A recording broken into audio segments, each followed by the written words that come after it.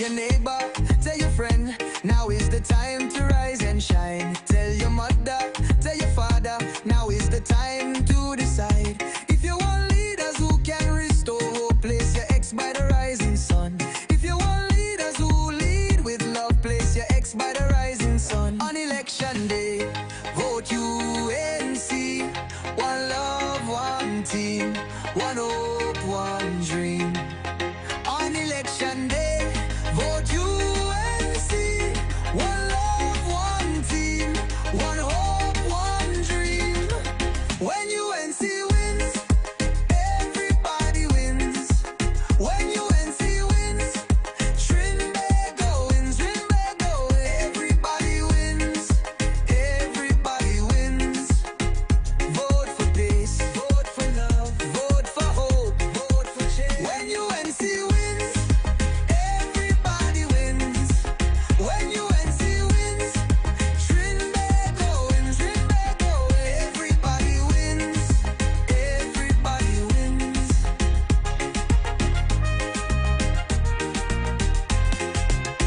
On election day, vote UNC. One love, one team, one hope, one dream. On election day, vote UNC. One love, one team, one hope, one dream.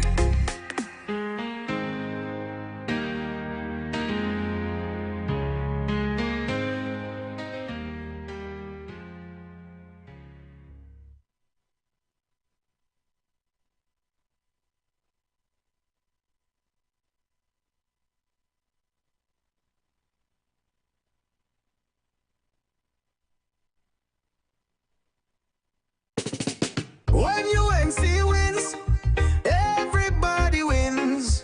When UNC wins, Trinbago wins, Trinbago wins. Everybody wins, everybody wins. Tell your neighbor, tell your friend, now is the time to rise and shine. Tell your mother, tell your father, now is the time to decide. If you want leaders who can build, place your ex by the rising sun. If you want leaders who can lead properly, place your ex by the rising sun. On election day, vote UNC. One love, one team, one hope, one dream. On election day, vote UNC. One love, one team, one hope, one dream. When UNC wins, everybody wins. When UNC wins, Trinbago wins, Trinbago wins. Everybody wins, everybody wins. Vote for peace, vote for love, vote for hope, vote for change. When UNC wins, everybody wins. When UNC wins, Trinbago wins, Trinbago wins. Everybody wins, everybody wins. Vote for peace, vote for love, vote for hope, vote for change. When UNC wins, everybody wins. When UNC wins, Trinbago wins, Trinbago wins. Everybody wins, everybody wins. Vote for peace, vote for love, vote for hope, vote for change. When UNC wins, everybody wins. When UNC wins, Trinbago wins, Trinbago wins. Everybody wins, everybody wins. Vote for peace, vote for love, vote for hope, vote for change. When UNC wins, everybody wins. When UNC wins, Trinbago wins, Trinbago wins. Everybody wins, everybody wins. When UNC wins, Trinbago wins, Trinbago wins. Everybody wins, everybody wins.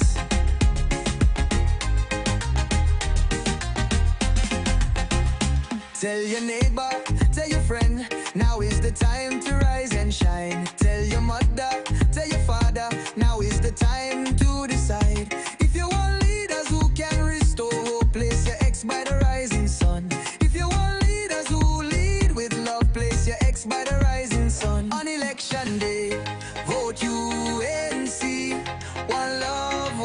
team, one hope, one dream. On election day, vote UNC.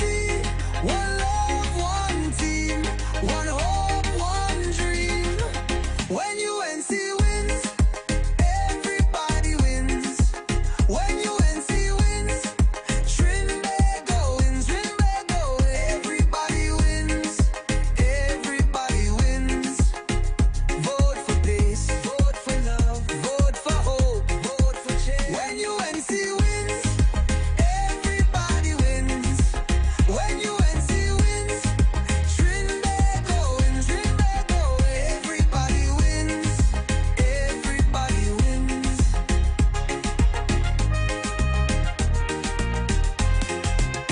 On election day, vote UNC.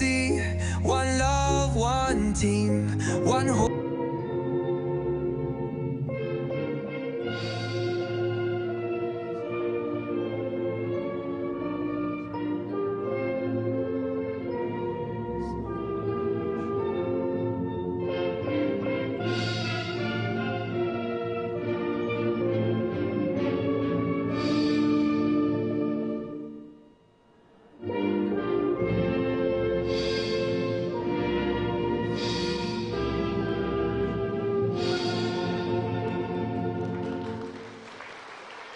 I would like to now invite Bishop Philip to lead us in a word of prayer.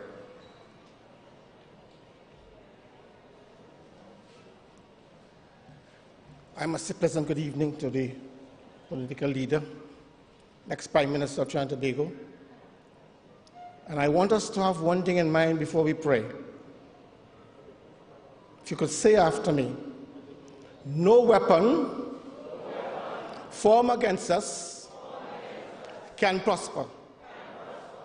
Our Father, who art in heaven, hallowed be thy name.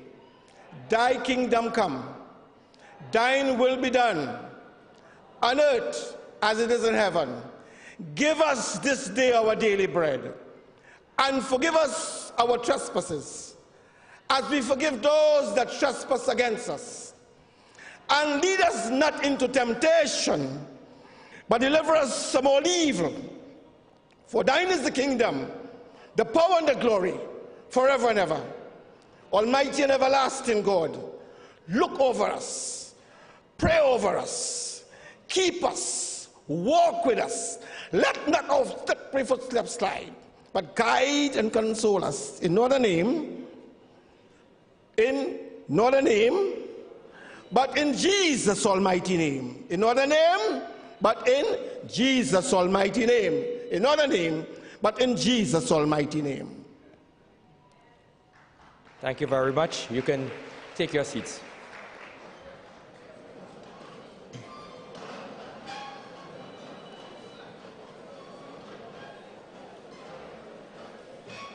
My name is Saddam Hussein.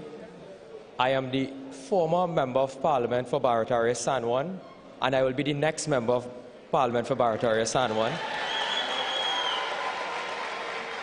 And this evening, my task is to moderate this town hall hosted by the United National Congress on the topic of crime in your community.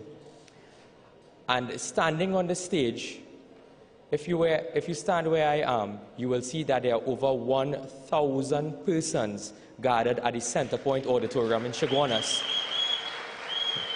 And if you look at the entranceways, you will see more and more persons coming to this town hall. It shows the interest, it shows the support that United National Congress has in this April 28th general election. The panelists for this evening's town hall, firstly, I would like to introduce the political leader and the opposition leader of Trinidad and Tobago, Mrs. Kamala Persad-Bissessar. And we all know she will be the next Prime Minister on April 28th.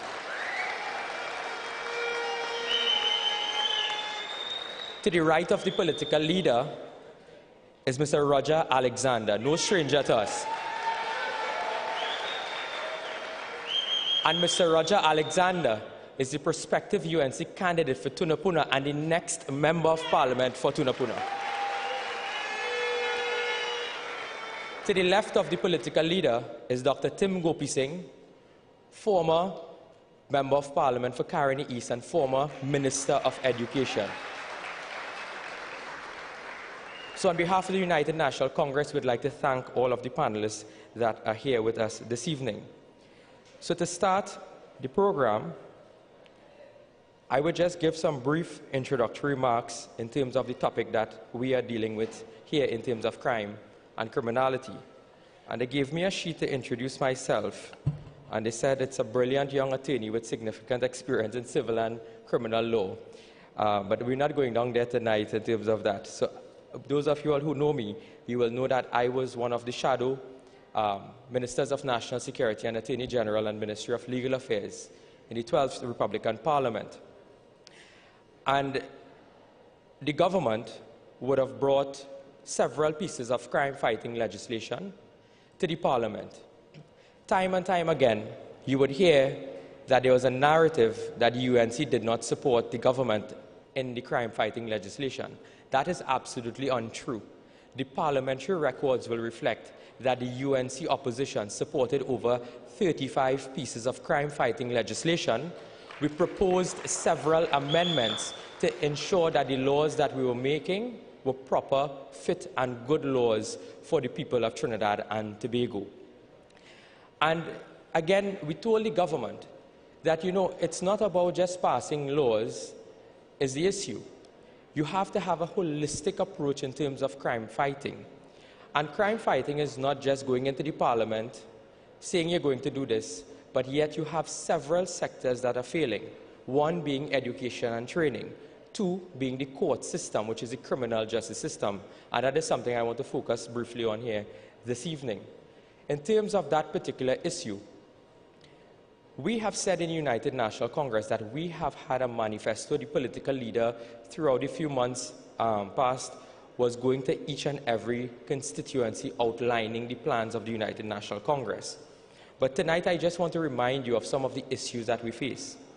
In the constituency of Barataria, San Juan, we also are plagued with crime and criminality. I want you all to remember on November 29th, Ashanti Riley. You all remember Ashanti Riley? Ashanti Riley was from Sunshine Avenue. That is in the constituency of Barataria, San Juan.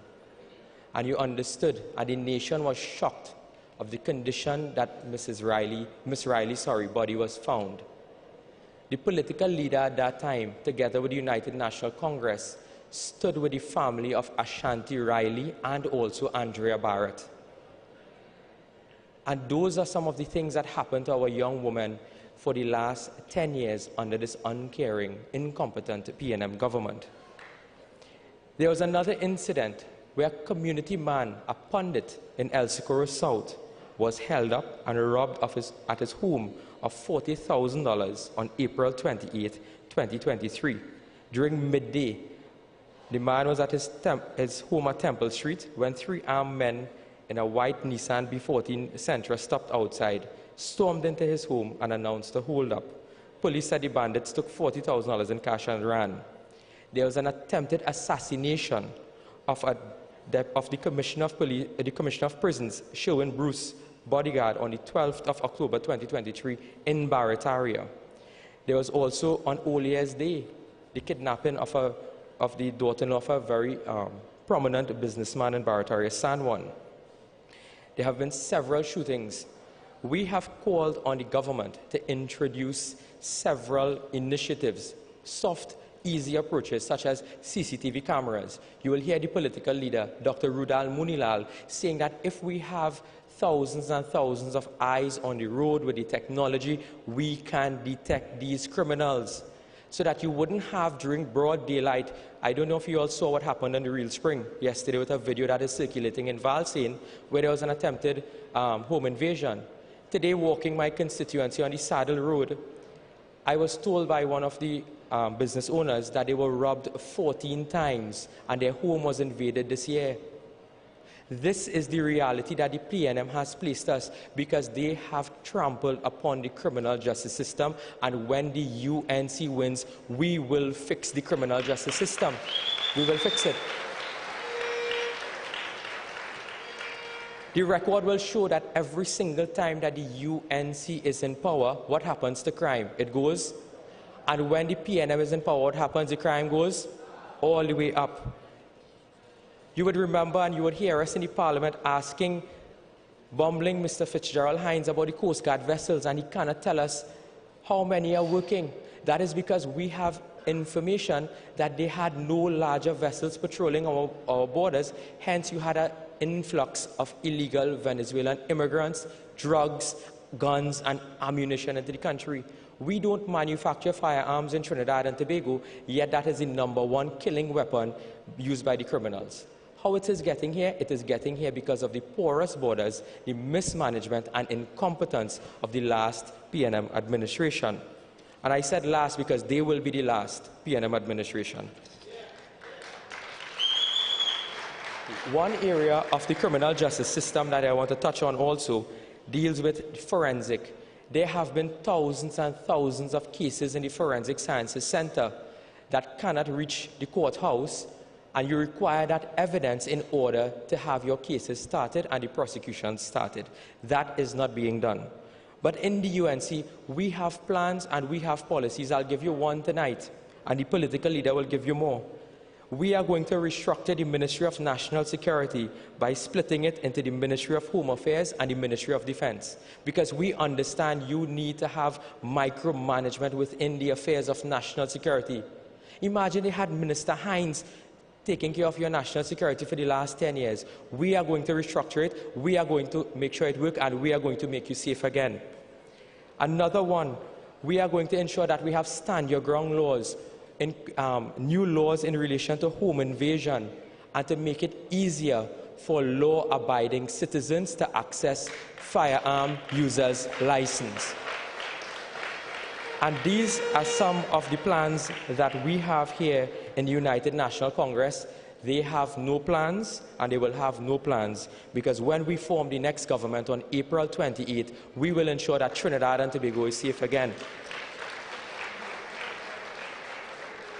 Tonight, it is my distinct honor and privilege to invite the political leader of the United National Congress and the opposition leader to address this mammoth gathering in terms of the UNC's plans and our way forward with dealing with crime and criminality in our community. So I ask you to welcome the political leader, Mrs. Kamala Prasad-Bissessa of Senior Counsel.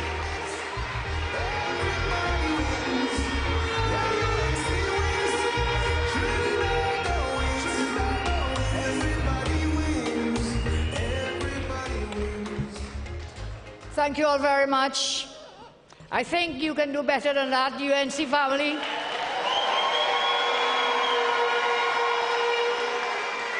Thank you very much.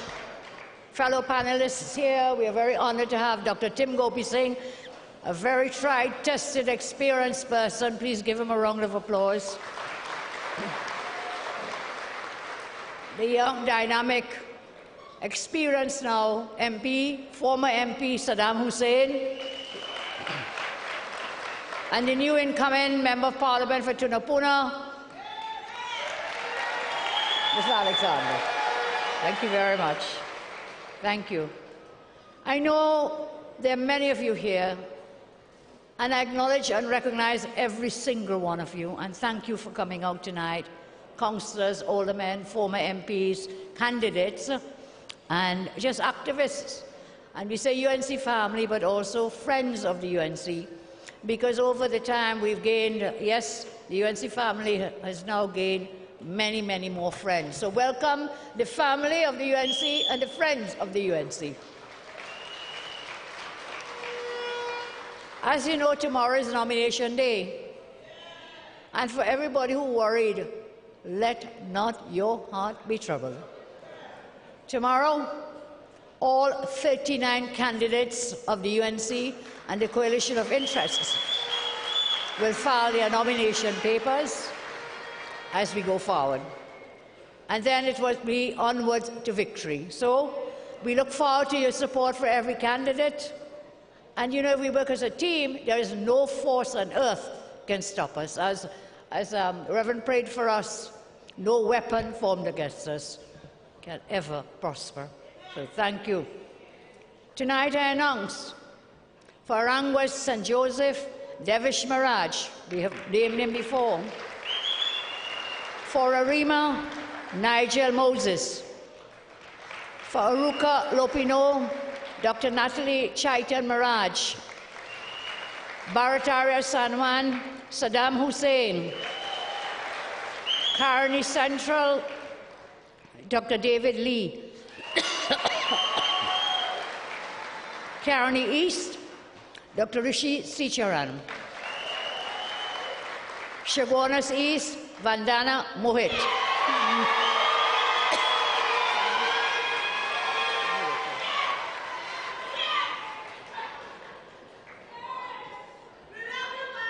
Thank you. For Chaguanas West. This one is a new name to you, but not new to our party. He's been with our party for over 30 years. Dr. Colin Neil Gosine.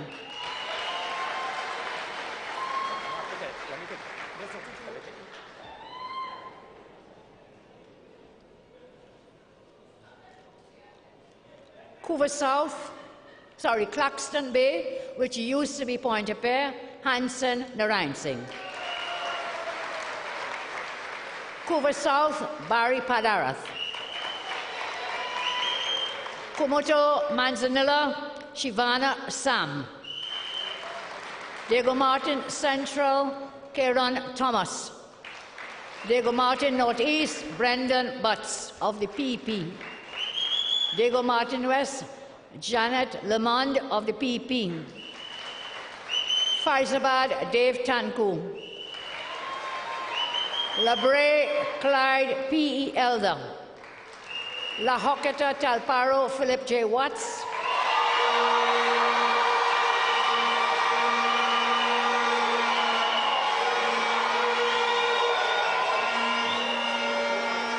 I see Mr. Watts has brought his fan base and his cheering crowd. That's good to know.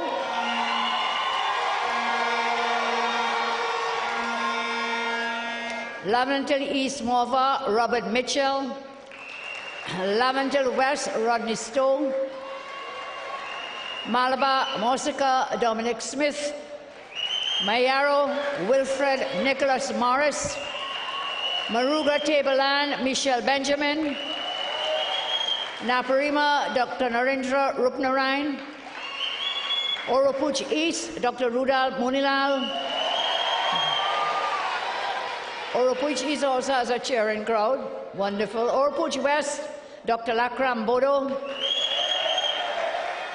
Point Fortin, Ernesto Kaiser, on a UNC ticket but representing the OWTU. Port of Spain North, St. Anne's West. Philip Alexander of the PP.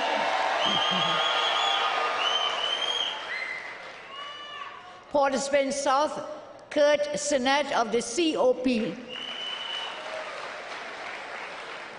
Princess Town, Dr. Ayana Ali. San Fernando East, John Michael Ali Bocas. San Fernando West, Dr. Michael Dowlath. St. Anne's East, Gerald Small. St. Augustine, Khadija Amin. Tabakeet, Sean Sobers. Toko Sandy Grande, Wayne Sturge. Trin City, Maloney, Richard Smith. Tunapuna, Roger Alexander.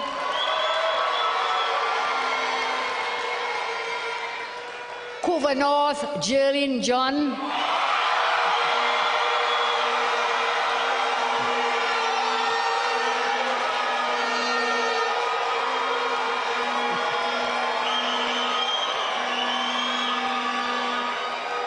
Thank you all. And for Siparia, Kamla Prasad Musesa.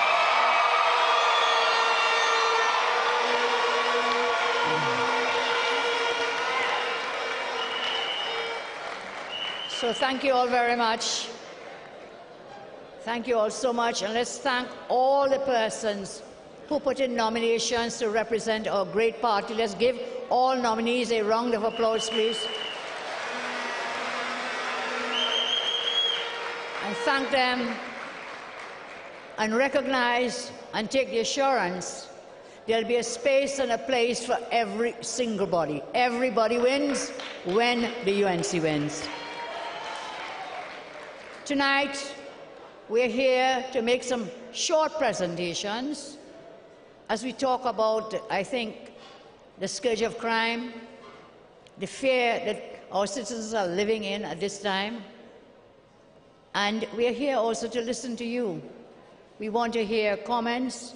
Most times we come on a platform and we talk down to you. But you realize that at UNC we are doing things different. We need to hear from you. We appreciate your comments. So after we speak, each of us of the panelists, we will take your questions and your comments. So I look forward to hearing from you. I've always said that the voice of the people is the voice of God. Vox populi, vox Dei.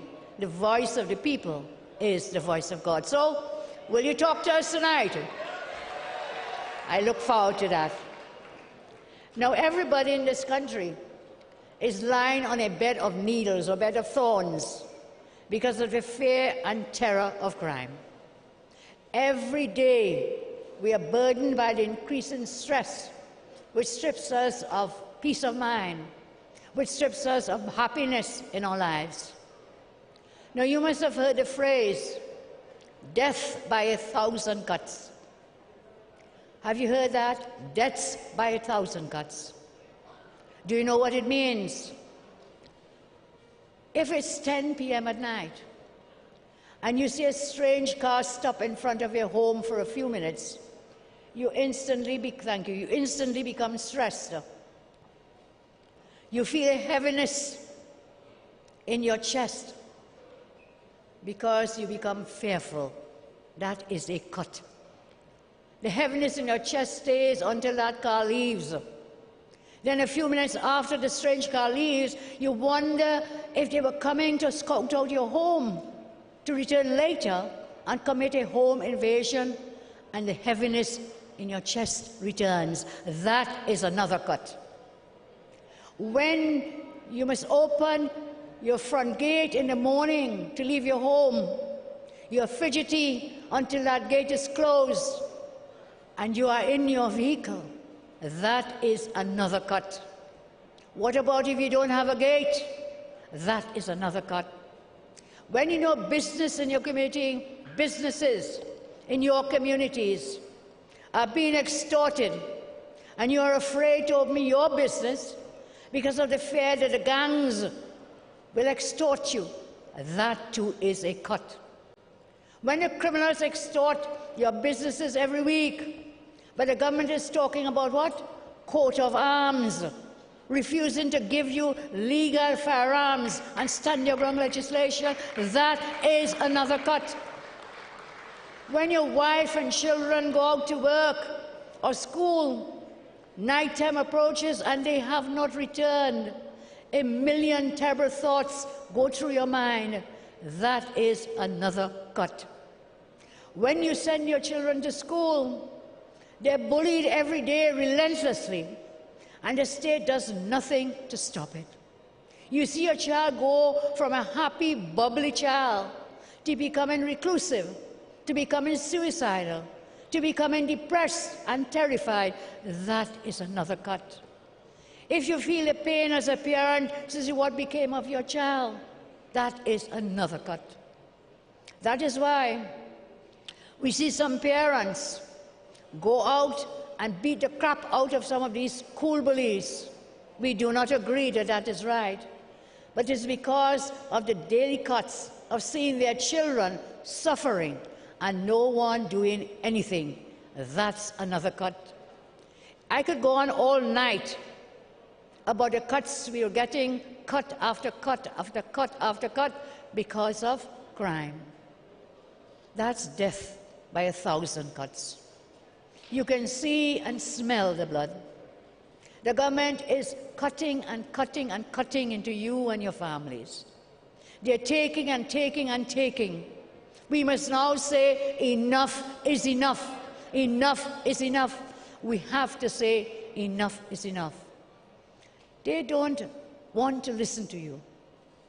They don't want to hear you. They don't want to be your problems and your affairs. They don't listen to you to understand what everyday life is like for real people. And therefore we say it's time for people-centered UNC government. When the April 28th comes, we go out and you cast that vote next to the rising sun.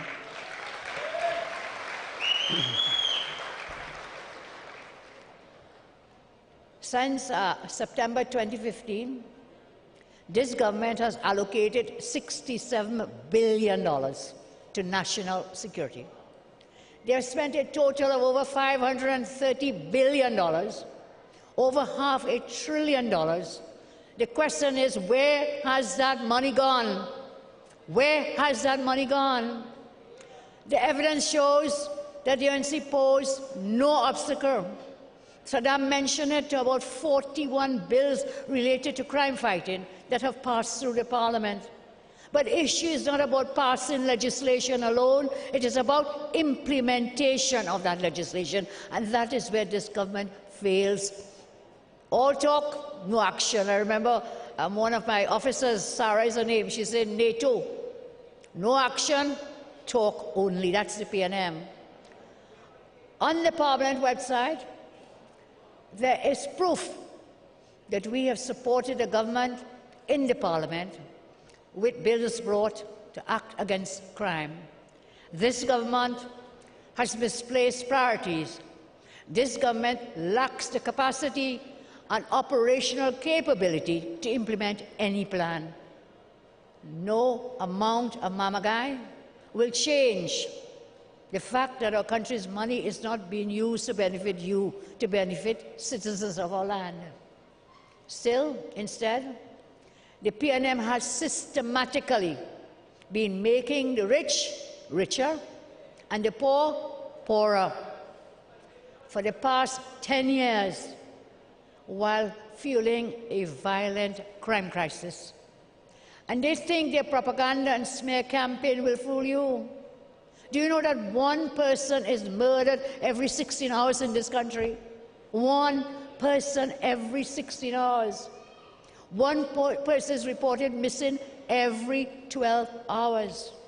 Brutal home invasions, where citizens are beaten and tortured every day. Robberies, rapes, woundings, shootings have besieged the nation.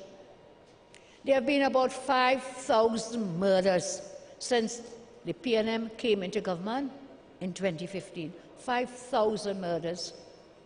The slaughter continues in spite of the state of emergency. And I pause here to say that state of emergency is soon going to an end.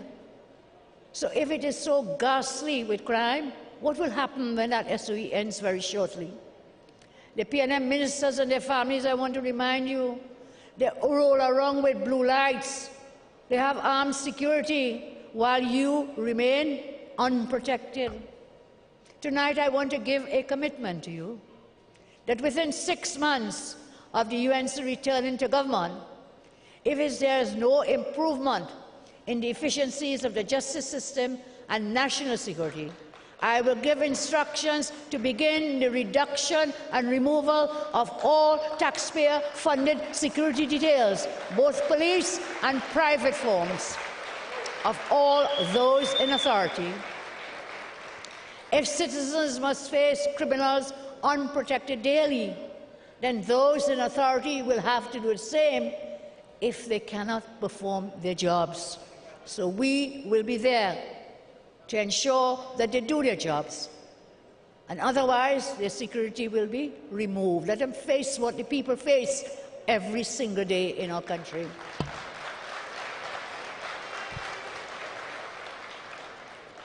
With no security details, you know what we can do? We can reassign these unnecessary security details to focus on actual police work for citizens. Some details, there was a man with the security man, I think he had a detail, a huge detail. A huge detail, forests, many of them, huge security details, whilst many of you remain unprotected and your children, your families unprotected. So with no security details, no bus route passes, those in authority and their families will face the same risks of crime and traffic as everyone else if they do not perform their duties and do their jobs, and we bring the crime down and they make the country better. Young and the PNM are giving you hours of smears, insults, fake promises that they could not implement in 10 years of government. You couldn't do it in 10 years, Stuarty. You were in the office of the Prime Minister, you were the riding partner, the golfing partner, what do you call them? The gopher. Everywhere Rowley went, Stuart went. And Stuarty served as a Minister of National Security, remember that? He served in the office of the AG. So don't tell me you didn't know about crime and fighting crime. He served as a Minister of Energy in all these years. And now they want to tell us, as I say, all these fake promises they could not implement in 10 years of government. Hours of talk, nothing about lowering food prices. No amount of lies, I'm telling you. Hours of talk, promises. You know, I always told you, PNM means what? Promises never materialize. 10 years of promises. You know, somebody gave me a piece of paper today. And in that was a photograph of the sod turning 5 years ago, before the election, that last 2020 election. 5 years ago, turning sod with Farris and some other people down for the San Fernando Wharf. 5 years later, guess what? Nothing. Nothing has changed. Nothing has been implemented.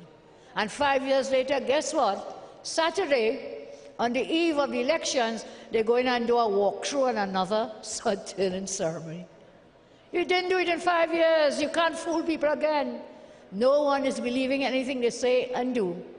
So I'm saying hours of talk, nothing about senior citizens. Hours of talk, nothing about generating more revenue. Hours of talk, nothing about job creation for the thousands of unemployed persons in our country.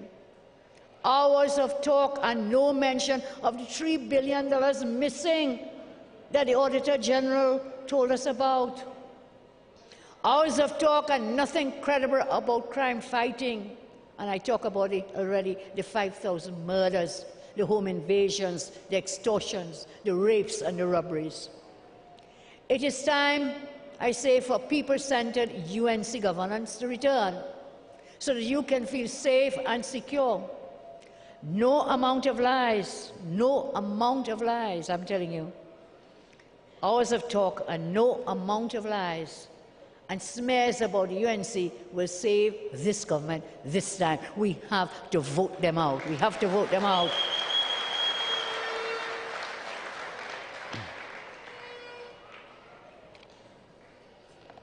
So, I say no amount of cries. They have no money for national security equipment. Inspector Alexander will tell us a little more about that as well, about the challenges that our TTPS and the protective services face. Almost $300 million is spent where? And they have the gall and the temerity to ask me, where will I get the money to carry out the plans and policies? Well, there'll be no $300 million in rent to Faris Al-Rawi. There'll be none. So they can't find money to buy police vehicles, to buy bulletproof vests, or to even buy supplies for the police stations. I don't want to embarrass any police officer, but I'm told they have to walk to work with toilet paper. They have to walk with paper to print things on. They don't have those burn books. They don't have the paper, basic paper. But one man collecting what? Millions in rent. Another one has given over $4 billion in financing contracts to his brother, Stuart Young, to their company, but no money for the CCTV cameras, no money for breathing equipment for firefighters, but this is where the money goes. And we have the list of the scandals. We'll spend more time another day. I think you're familiar with most of them. Starting from way back when they came into office, so-called disease, paintings, and the list goes on and on, but no money to properly equip our protective services. And then you turn around and do what? Blame them. You blame them, and then you blame the UNC in the parliament, saying we didn't support your laws. And as I said, the parliament website will show you that is, you hear lie? That is total lie. That is lie. That is lie. During my term in office as your Prime Minister, 2010 to 2015, a primary goal was to improve the crime situation substantially. To do this, my government adopted a holistic approach. I talk of holistic approaches encompassing various aspects, including reviewing and reforming our laws, operational strategies, social policies, and more. We acknowledge that addressing crime extends, as I say, beyond policing and legal actions alone, legislation. The comprehensive governance components in addressing crime really goes down to social welfare, health care, business development, employment opportunities, and education. That's why Dr. Tim is with us tonight as well on the platform, to help us talk about education and the children of our land so that we can keep them out of a life of crime and make them better citizens to serve our nation. Ms. Alexander will talk about areas dealing with law enforcement, and Saddam will speak and has spoken some to do with the criminal justice system, justice reform. So it's not just about going to Parliament and pass law and crying every time. And I'm saying in my time in office, our goal was to increase and improve crime fighting in our country. And I said we adopted a holistic approach. The comprehensive governance components, as I said, social welfare, health care, business development, employment opportunities, and education. These main sectors collectively influence the crime rate and a whole-of-life strategy. Whole-of-life strategy. I want you to understand that.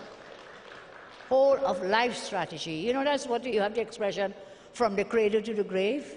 From the cradle to... That is why we gave the mothers the baby grant, so that child from the cradle will not starve.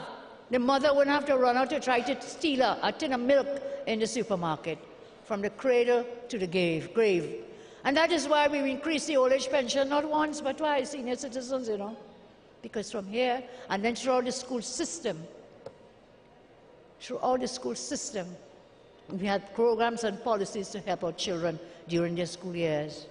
And then, I'm saying, Mr. Stuart Young has told the country that he is going to remove tax on pensions for public servants.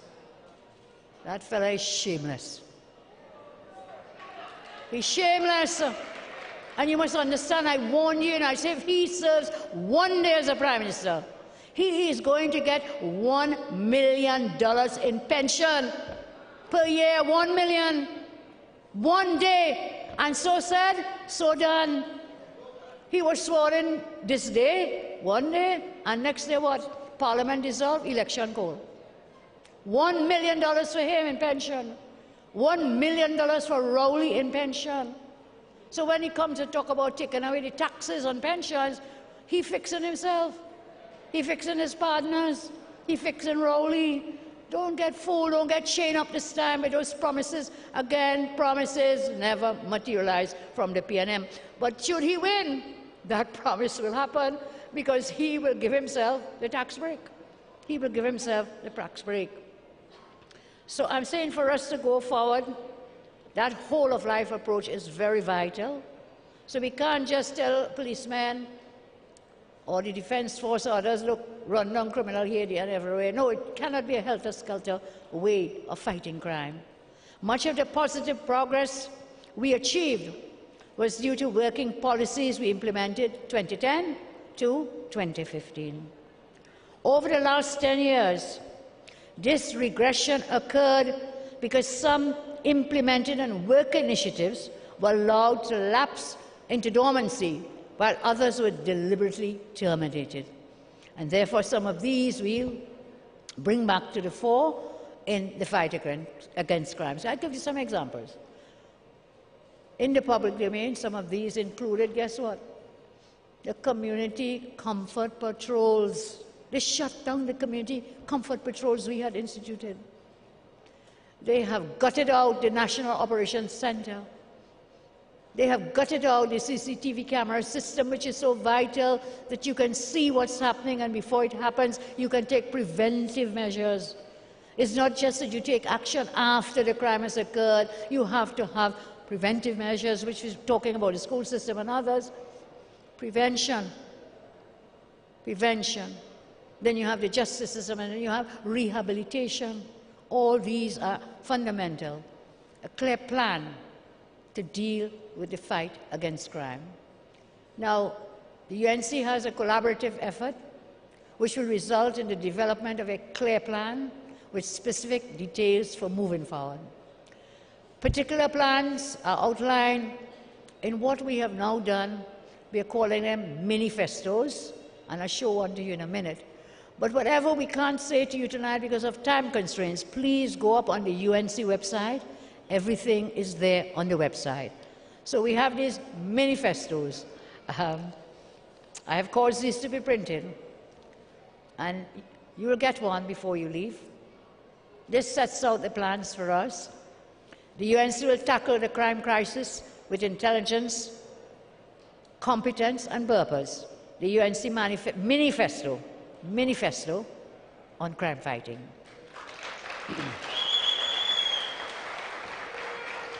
Together with this is the criminal and civil justice system, which is in a mess. The UNC will fix it together with our coalition partners. And this is our UNC manifesto on criminal and justice reform in Trinidad and Tobago. So we are not about NATO, no action talk only. We have specific plans. Others are speaking in general terms. We have very specific plans, and of course we welcome your input. And the other one here, Ministry of Education is a key leader in formulating the UNC Strategic National Development Plan, the UNC Manifesto on Education Policy Directions. We have all three of these, which our panelists are dealing with tonight, and we will roll out these for others. But again, I'm saying we have everything on the UNC's website.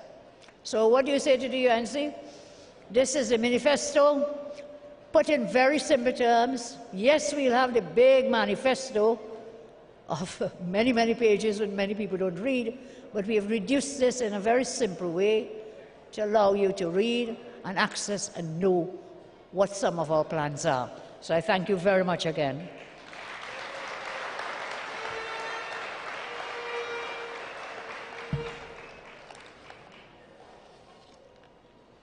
Okay then, I will come to an end shortly, and then my other panelists will take it up.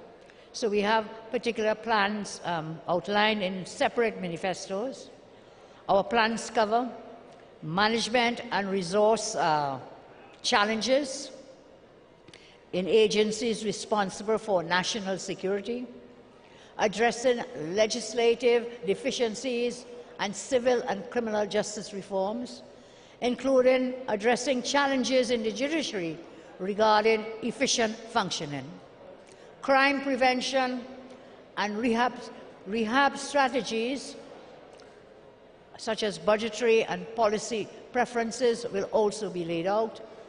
Multi-sectoral initiatives for a UNC whole-of-life approach, some call it a holistic approach to crime reduction, addressing political interference in formally independent institutions and the national security apparatus.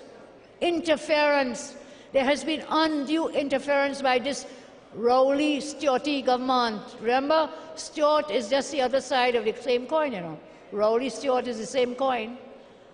And therefore, they have been interfering. We've given several examples along the course of the way, and more to come, of interference in our independent institutions. That must come to an end. That must stop on the 28th. Let us make sure that we move them out.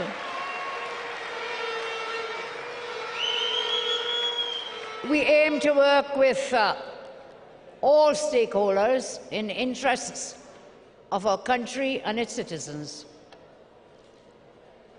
Any progress to be made for the future security and safety of our country, we must buy into, all of us, the proposed plans and policies and offer us your own. The average citizen may be cynical, but I truly believe that progress will be made once the collective stakeholders are involved. The fight against crime cannot be guided by emotional responses to praise or criticize, or just adherence to nonsensical biases.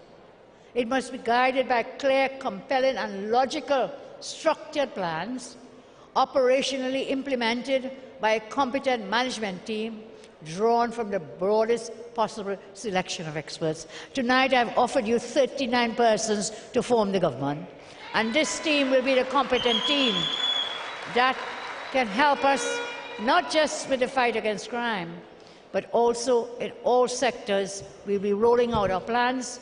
Some of these anti-crime ones we have already rolled out, others, as I say, coming forward.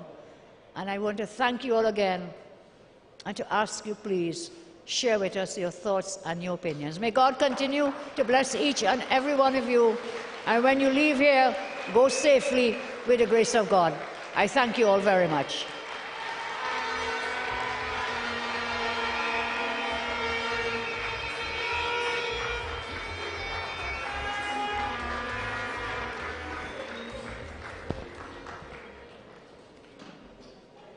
Thank you very much, political leader. And that is how a prime minister of a country has to sound.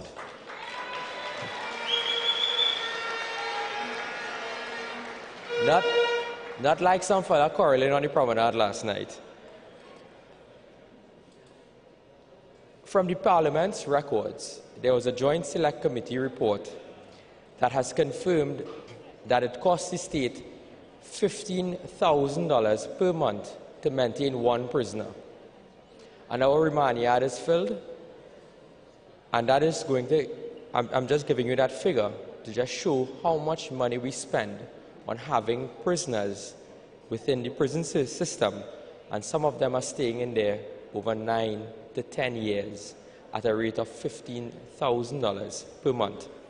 That is why one of the UNC's plan going forward is to ensure that there's an amendment to the law for an accused person to have a trial within a reasonable time.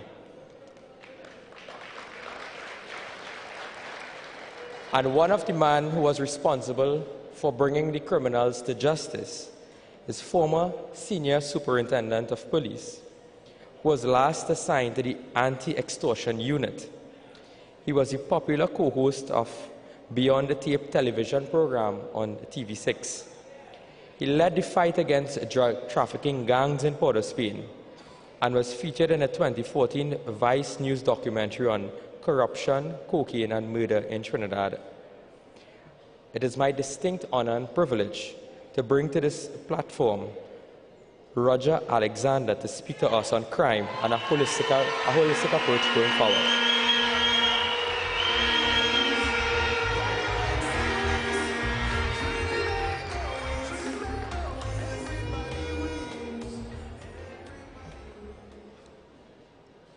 Greetings. Let me say good night today, good evening to my UNC family.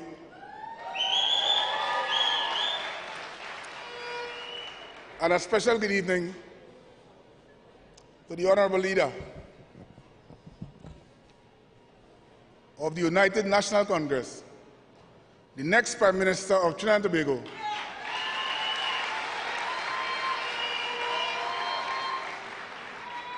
Ms. Kamala Prasad Visesa, SC.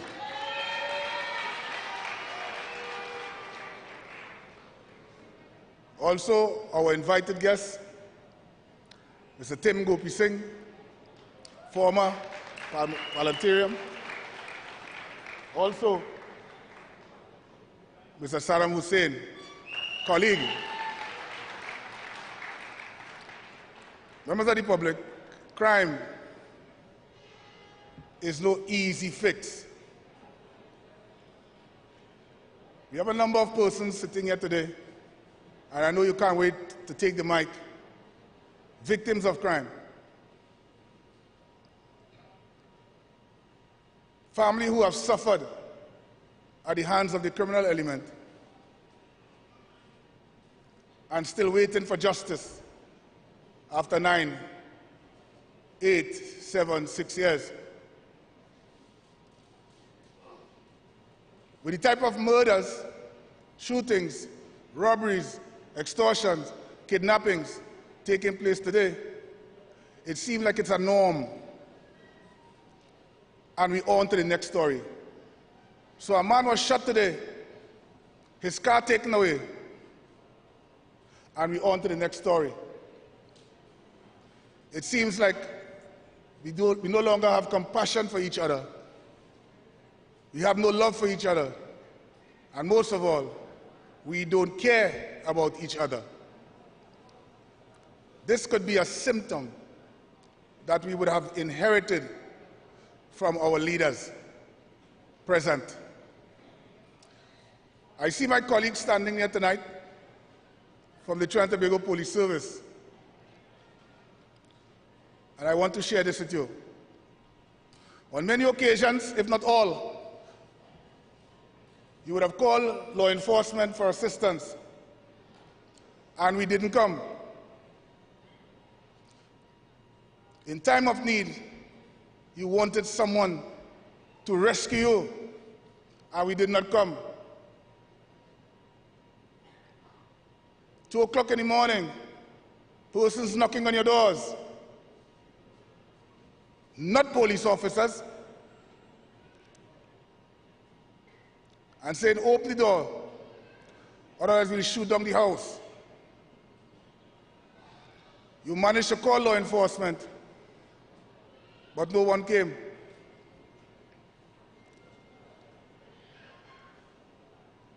You send your children to school daily, and they're afraid to go because of the bullying in the school. We have the teachers going to school, and they're not willing to teach anymore because they're afraid.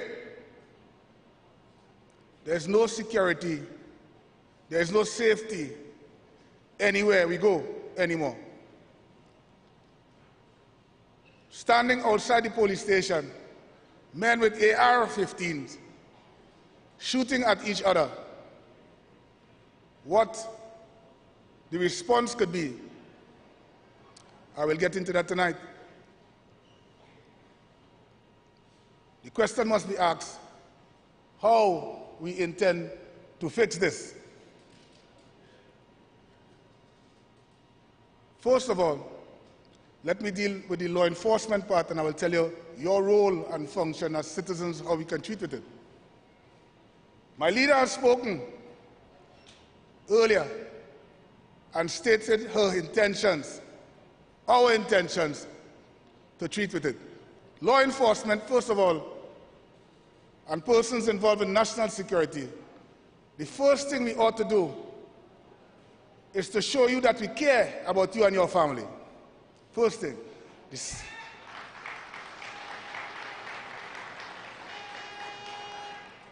And then, I must use persons who will share within the organization what the organization requires. Not what somebody from the outside thinks they need and bring it. I must ask law enforcement, what do you want? And you know the nice thing about it? I just left. So I'm quite aware of what is required. I want to give law enforcement, the Coast Guard, fire services, the Army, all the necessary equipment they need in this fight.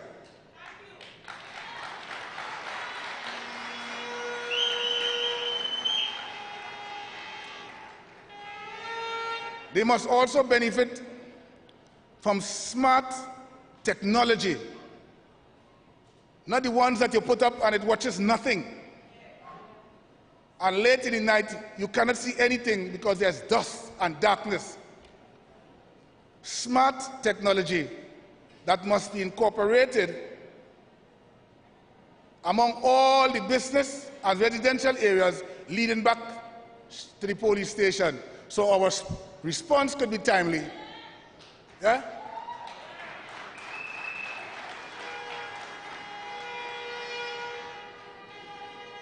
Our approach to crime will be lawful, but yet aggressive. Because when the criminals come for you, you have no rights. We must give citizens an opportunity to defend themselves.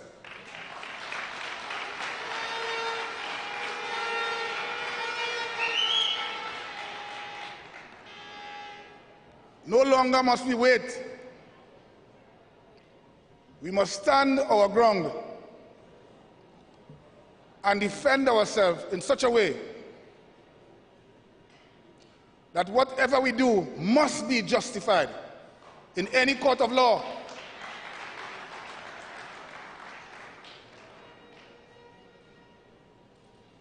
We need to do all of this, but most importantly, law enforcement, when you are given all the necessary tools to protect our citizens, then and only then,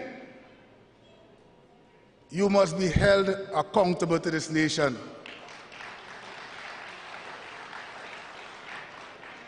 I told my leader, and this is strange, I told my leader only this week,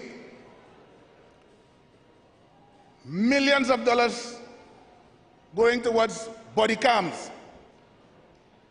We appreciate that, thank you very much. But first of all, remove the expired bulletproof vest from the body of the law enforcement officer so he can be given the confidence to approach his work in such a way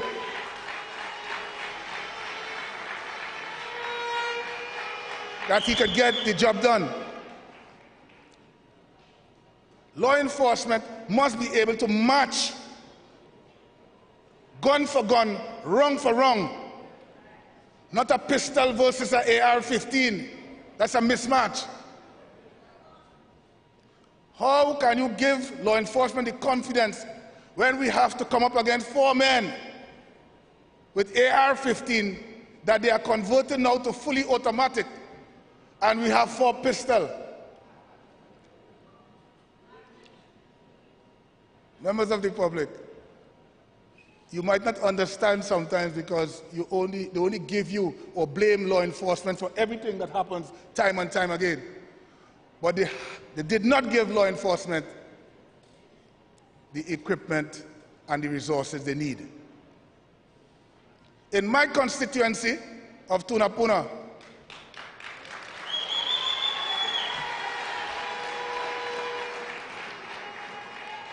if there is a fire at this time, I hope that everyone here would participate, because we will need a bucket brigade to help us. Not one fire vehicle is inside that station in Tunapuna. Not one.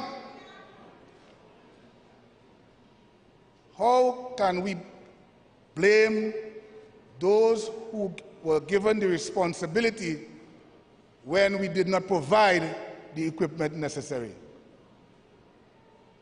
The Coast Guard, and they've told me on several occasions, and I have witnessed it myself, where they have to stay on the jetty and look at persons up and down on the sea and do nothing. Several persons with bags, some of them, if they get a chance, they'll put a house on one of those pirogues and come across. And the only thing we can do is to look and do nothing. Let me inform the Coast Guard today. When you give us this opportunity, we will give you what you need and establish a proper system that caters for maintenance and repairs of equipment. So from the time it goes down, it must be dealt with almost immediately.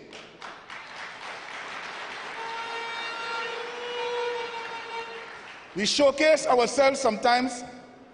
We have 400 motorcycles, and everybody clap. Excellent. The police have. What they didn't tell you is that the motorcycles did not come with spare parts.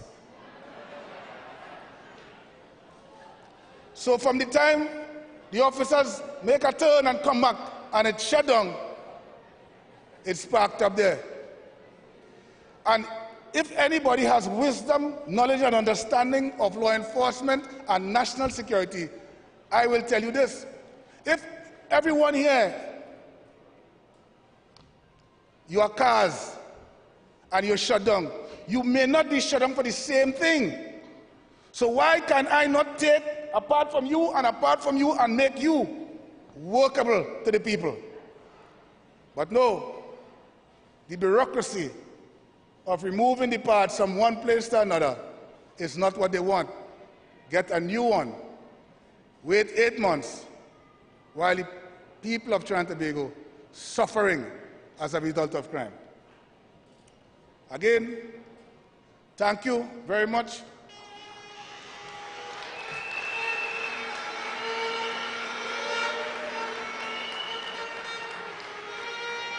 And tonight, feel free to ask your questions. And we are about not just talk, we are about finding solutions to crime. Thank you.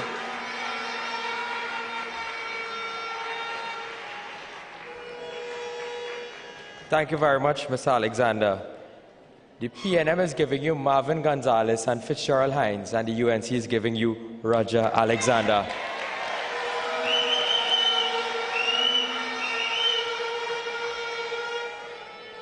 All of the seats in this auditorium are currently occupied, and I noticed that there are several persons standing at the back of the hall. Please keep the entranceway clear in the event of any emergency. But the hall is packed. We are ready for government. April 28th, go out and vote. The next person I have to introduce to the podium is one of the few men I know who has a 12-page long CV. It is Dr. Tim Gopi Singh, a former Minister of Education with a stellar record of achievement. He has been a parliamentarian since 2001, serving in both the Senate and House of Representatives. Dr. Gopi Singh is a gynecologist and has worked extensively in the field of medicine in Trinidad and Tobago and internationally over the last 40 years. He was an associate professor, senior lecturer at the Faculty of Medical Sciences of the UWI St. Augustine up to 2007. He served as clinical dean of the Faculty of Medical Sciences from 1994 to 1997. Dr. Gopi Singh obtained an executive MBA from the Arthur Lockjack Graduate School of Business and a master's in international relations with distinction from the UWI. He also represented Trinidad and Tobago, many of you all may not know this, in cricket at the international level. I now ask Dr. Tim Gopi Singh to address us on the relationship of education and crime. Dr. Gopi Singh.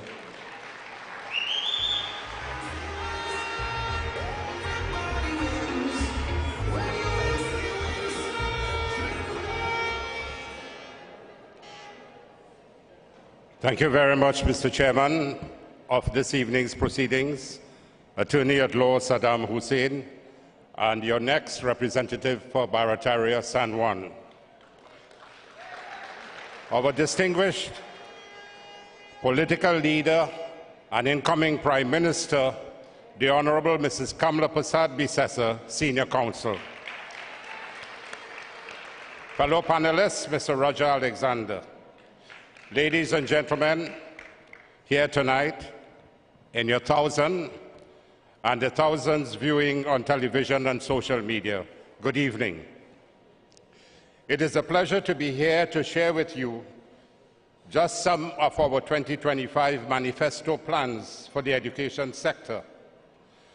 And these, again, are an example of the visionary policies of Mrs. Prasad Bisesa, whose life's work has been dedicated to the upliftment of all our nation's children.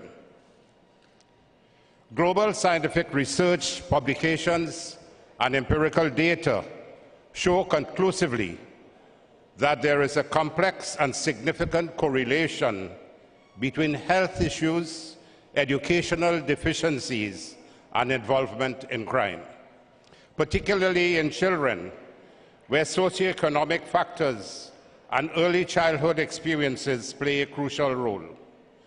Higher educational attainment correlates strongly with decreased crime, violence, and criminal activity.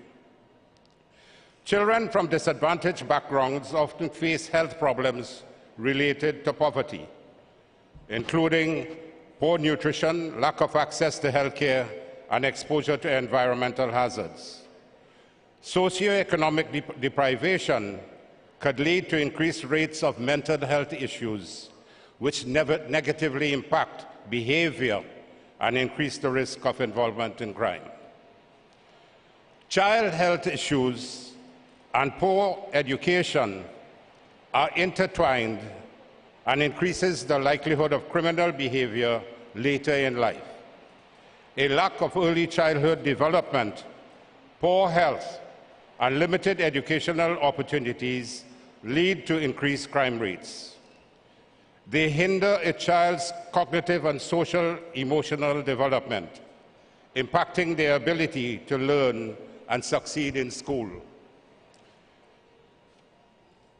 Children with the neurodevelopmental spectrum, neuro means brain, developmental, the brain development, of ADHD, attention deficit hyperactive disorder, and the autism spectrum are more likely to achieve lower educational attainment. Children born with low birth weight, with a wide spectrum of health disorders, the worst being cerebral palsy, may have poorer educational outcomes and a higher risk of special education needs. Studies show that children who did not participate in early childhood education programs were more likely to be arrested for violent crime by age 18. And hence, Prime Minister Kamala Prasad Bisesa between 2010 and 2015 ensured that early childhood education became one of the most important aspects of children's education. And Mrs. Bisesa, as Prime Minister, was able to achieve that Trinidad and Tobago became the first country in the world to have achieved universal early childhood education.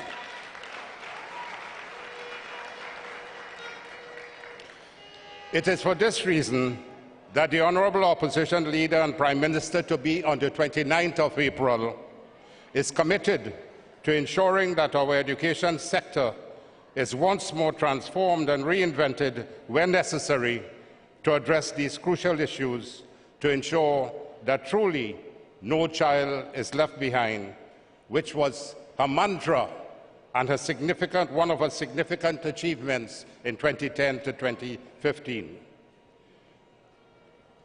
Let me now engage you with some of our 2025 Education Manifesto promises. The Education Manifesto promises are about 30 pages voluminous. And these are issues which, under Prime Minister Mrs. Kamala Prasad Bisesa, will be achieved.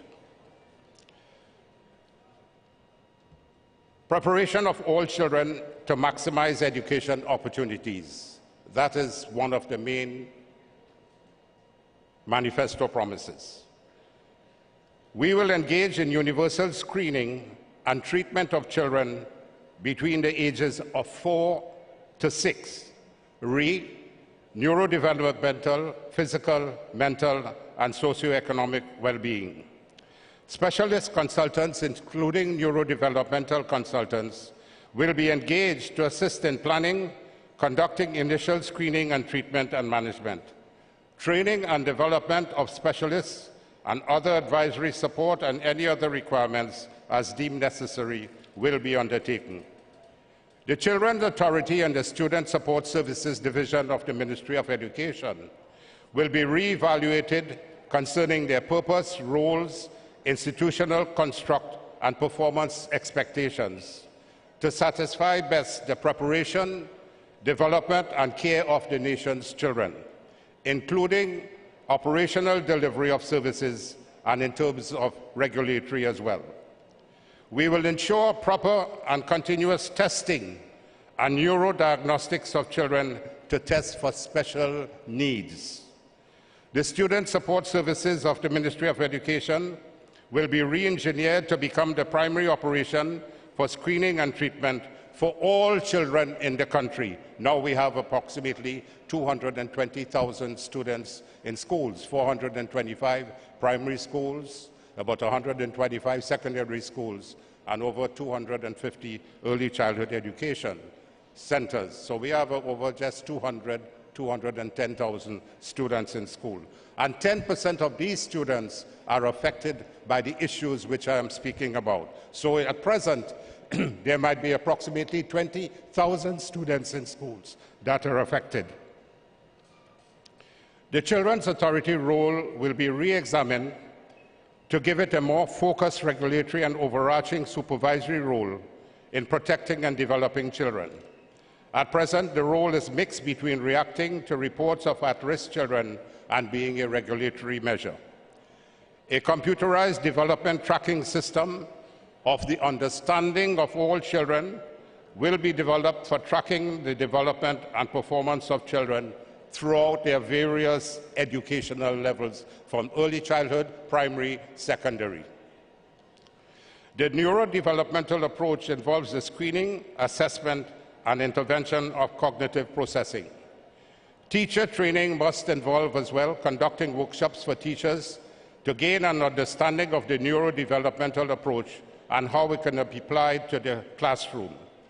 Curriculum reform will address cognitive processing, which is foundational to education, learning, and development, and will be introduced in the curriculum. Parenting workshops. This approach in parent training engages, equips, and empowers parents with developmental exercises so that they can help their children improve.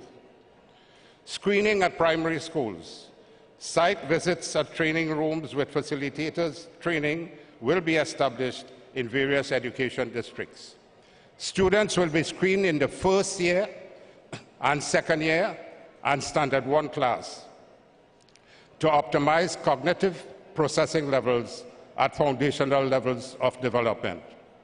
Children will be individually screened for cognitive processing capabilities, and you'll be surprised that more than 30% of the students at school now have some deficiencies in cognitive processing capabilities. And this is one of the reasons why we have a higher failure rate in the schools. So Prime Minister Kamla Prasad Bisesa will be addressing these issues based on the promises that we are making in the manifesto. This will be accomplished utilizing the Simply Smarter program, which records individual student scores, which will then be analyzed to establish initial processing levels. A national rollout of the screening and intervention with qualified facilitators will begin in schools with the lowest API ranking. Groups of schools will be added based on lowest to highest ranking over a five-year period. The Ministry of Education will work in conjunction with the Ministry of Health to assess students for visual acuity and hearing tests, to identify children who may need prescription lenses or have hearing loss. These assessments will begin as early as the child enters into the educational system and will continue at periodic intervals throughout ECC and primary school levels. A list of those children who fail visual acuity and hearing tests administered by the Ministry of Health will be given to the Ministry of Education Student Support Services Division for follow-up with parents and guardians. My distinguished Ladies and gentlemen, we have the issue of parental responsibilities. We will ensure, as we did in 2010 to 2015, to have universal early childhood education. We will pay a lot of attention to literacy and numeracy. So there is a lot more in our manifesto, as Honorable Leader Mrs. Kamla Persad-Bissessar, who is going to be your next Prime Minister on April 29th. There are many more policies. There are many more policies in education, too numerous to mention, but which are reachable and can be done. Within 1 year, PNM destroyed our education system, which was at the highest level according to the world standards.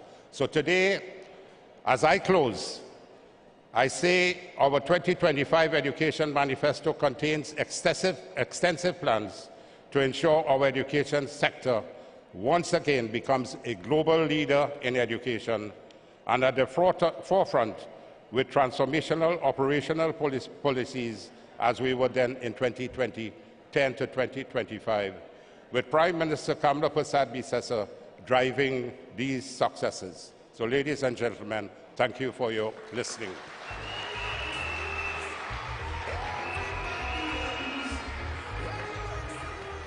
Thank you very much, Dr. Tim Gopi Singh, for that very comprehensive presentation on matters of education and crime. This evening with us, I would like to publicly acknowledge, and I'll ask them to stand, Mr. Anil Ram, the former Member of Parliament for Caroni Central, Mr. Ravi Ratiram, former Member for Cooper North, and Mr. Rudranath Indar Singh, former Member for Cooper South.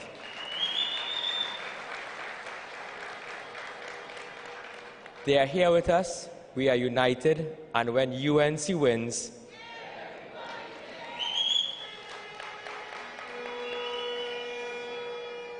before I open the floor, I just have a couple of announcements.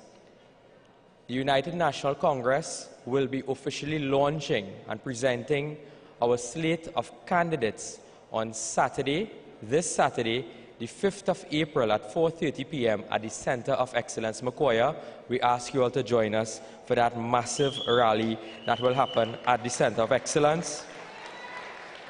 And then on Monday, the UNC rolls into the East-West Corridor, where we'll have a mass meeting at the Himalayan Club in San Juan. I will also be hosting at that meeting, so I look forward to seeing the thousands of you present at that meeting to send a strong message to Stuart Young and the PNM that when UNC wins. So now, I would like, as the political leader said earlier on, that we want to hear from you. And the mics are set up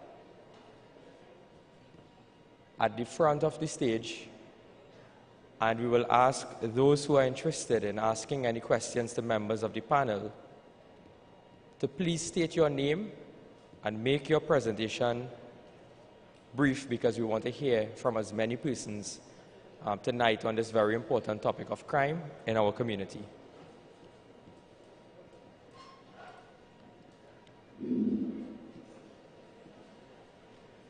I must say a pleasant evening to the political leader of the UNC and the next Prime Minister of the Republic of Trinidad and Tobago. I want to say pleasant evening to Mr. Gopi Singh, Tim Gopi Singh, to Mr. Saddam Hussein, and my good friend, Mr. Jack Warner.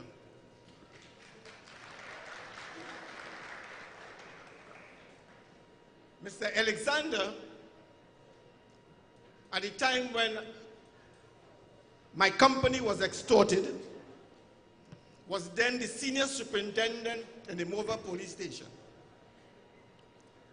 And his brother Danny, who was part of my security team that I put together, that I paid for from my pocket, told me I must go and look for Mr. Alexander. And I went and looked for him.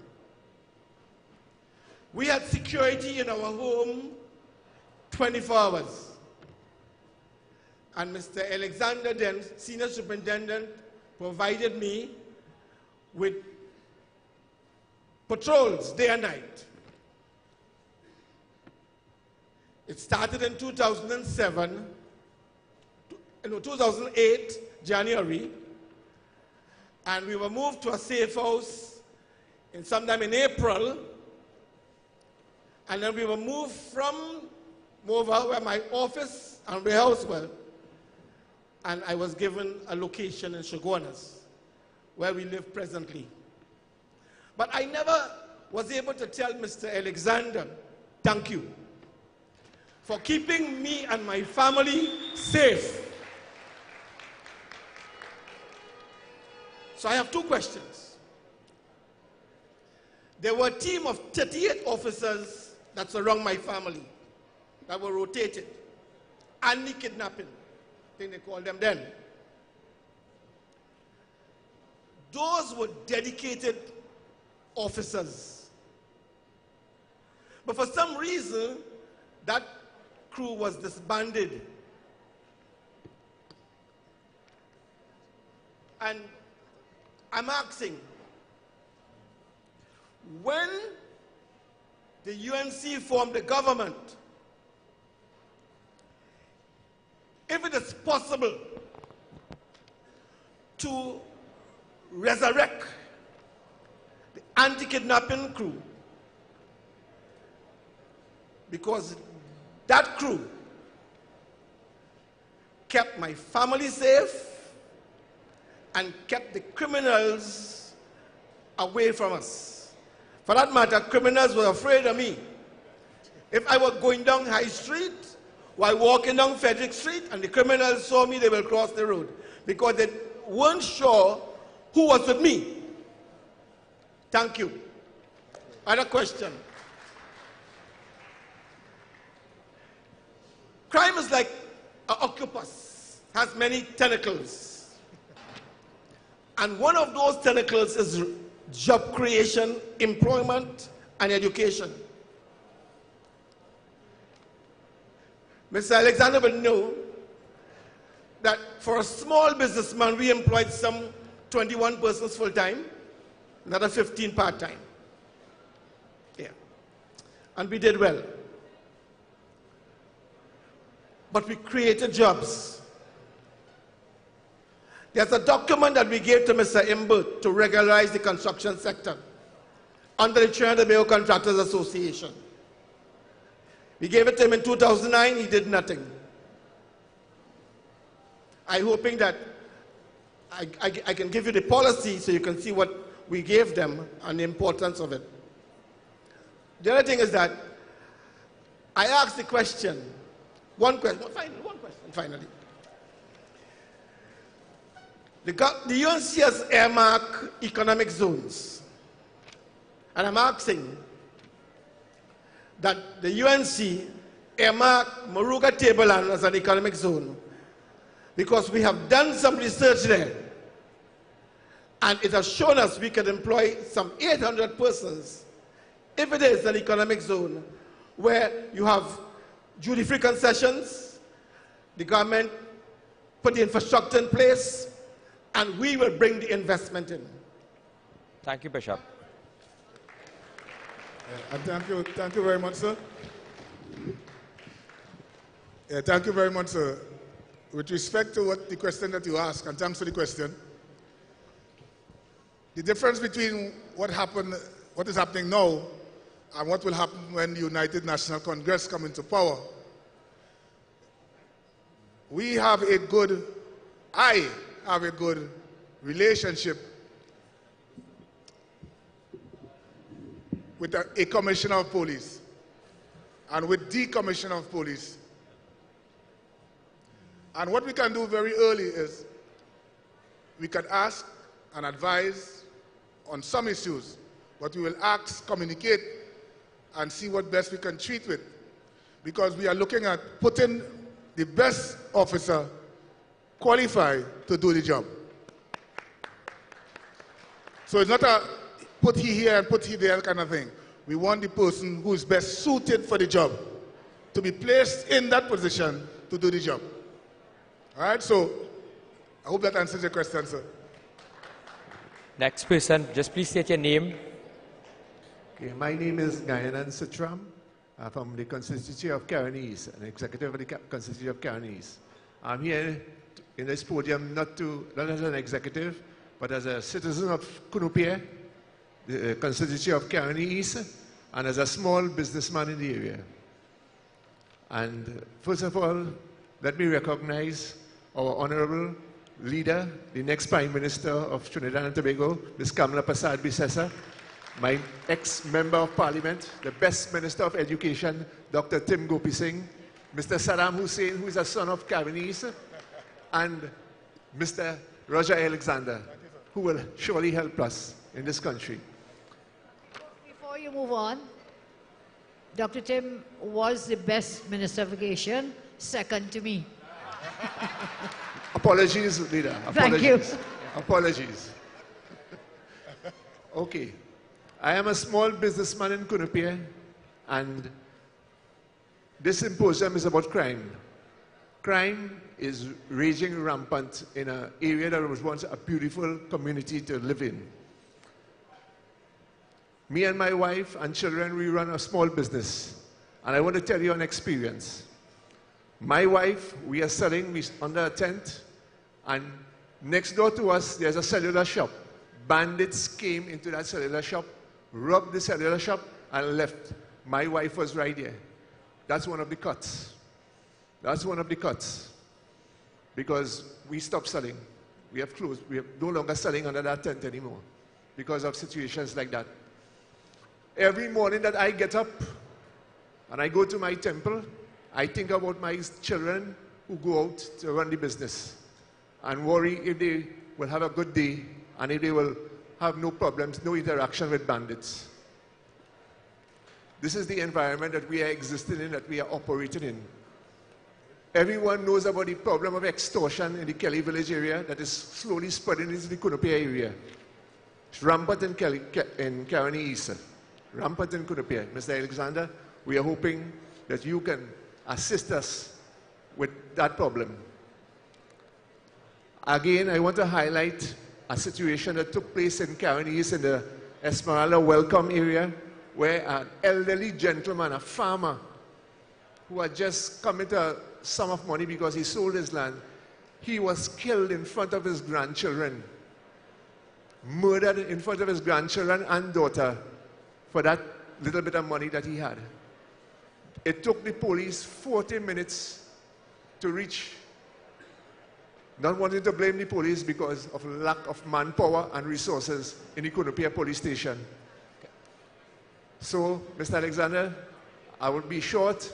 I'm hoping, leader, that we can put things in place to assist our community, Kunupia, Karen East, in helping us to solve this crime situation. Thank you very much. Next person, please state your name and where you are from. Thank you. Good evening. My name is Adelan Braveboy. I'm Banjala in Subrike in the Calypso Arena. I'm also a Minister of Religion of the Ifa Orisha community of Trinidad and Tobago. From the plane, I just come straight here because I see crime as an important factor to be dealt with very seriously. And so I want to take this moment for us to thank the Almighty that we are still here in the land of the living, where our prayers and our supplications can be made, because many are cut off and gone. But I must also say that our next Prime Minister of the Republic of Trinidad and Tobago, she has a plan.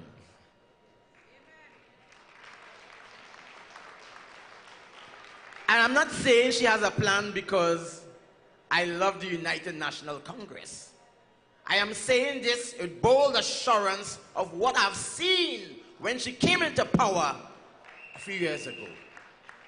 And today, this is a living testimony that when the UNC wins, everybody wins. Today I stand before you not just as a citizen, But as a deeply concerned member of this community, we have witnessed firsthand the tragic loss of lives due to the escalating violence, with no little effective response from the current PNM government. Areas like Crown Trace and Enterprise, which hold a special place in the hearts of many who are here tonight, have become battlegrounds of senseless crimes. Yet, it is not just in these neighborhoods that we hear the cries of anguished families across Trinidad and Tobago mourn the loved ones they lost unrelentingly due to waves of violence. As we gather here, it is what I will consider actionable solutions, strategies that can help restore peace and safety of our communities, investment in community policing, initiative, enhance educational programs for our youths, and increase support for mental health services. We need mental health services. Because there are a lot of people walking around, they're more mad than those in the madhouse. And hence the reason why this is very important, especially men's mental health. This is my contribution for this evening. I thank you. Next person, please. I'm going to ask all who are asking questions to please limit it to 2 minutes. We have a very long line of persons who want to contribute. Good night to the Honorable. Good night to the next Prime Minister of Trinidad and Tobago, Ms. Kamala Persad-Bissessar. Mr. Roger Alexander, my former colleague, Mr. Tim Gopi Singh, and Mr. Saddam Hussein. I just have one message to send to the criminals. My name is Johnny Abraham. I was the former Senior Superintendent of Police in Central Division. And I can assure you, when I was here, Central was safe. You could have slept with the house open. I want to send a message to the criminals. When UNC wins, everybody wins, except the criminals. We don't want them in Trinidad, Mr. Alexander. We don't want them in Tobago. They have to live in the and. And the and means all nonsense done. Have a good night. Thank you very much.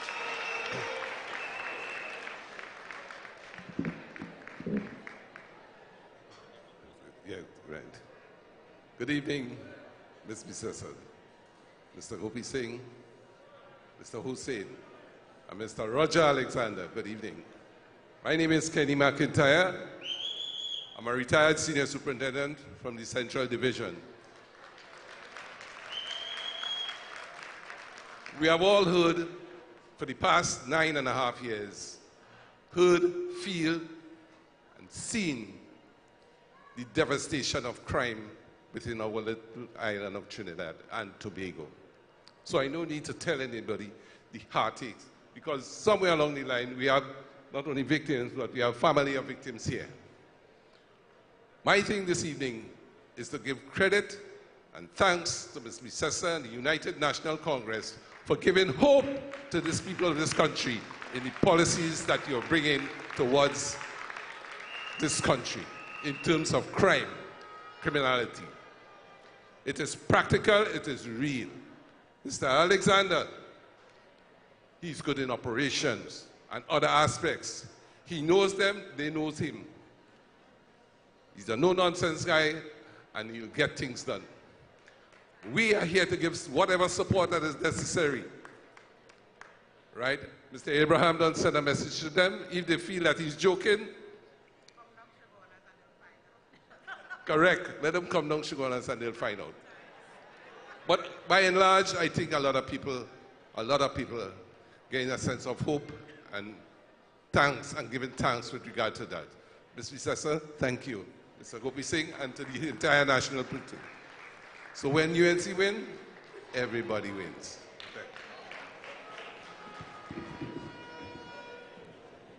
Good night to political leader, Ms. Kamala Persad-Bissessar, the woman that is going to be the next Prime Minister of this country, soon to be in office. Tonight I want to just say thanks for being given this opportunity once again to speak on this crime situation. The last time I spoke at Naparima, I would have outlined it, over 21 suggestions to curb the crime, one of which is to incorporate the precepted security officers, which we have over 35,000 plus in this country. I would have made a call then to the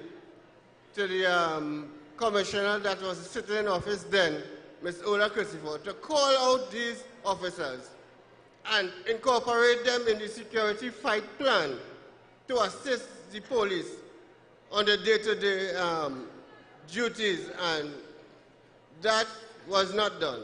I even advised that they should call a state of emergency for a limited period of 3 days to incorporate this plan. They ignored that.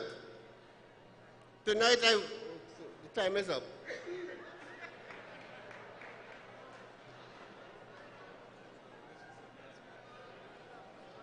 Please state your name. Hello, good night, future Prime Minister of Trinidad and Tobago. Pardon? Okay.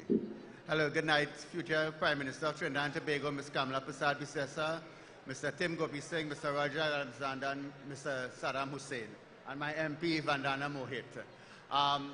Unfortunately, I was a victim of crime 3 times under the PNM government. You know, usually we get up early in the morning to do our morning devotions, and when Ms. Prasad Bisesa was Prime Minister, in the morning we see blue lights around the area, so we felt safe coming out in our yards in the morning, and this is what we need to come back into our community.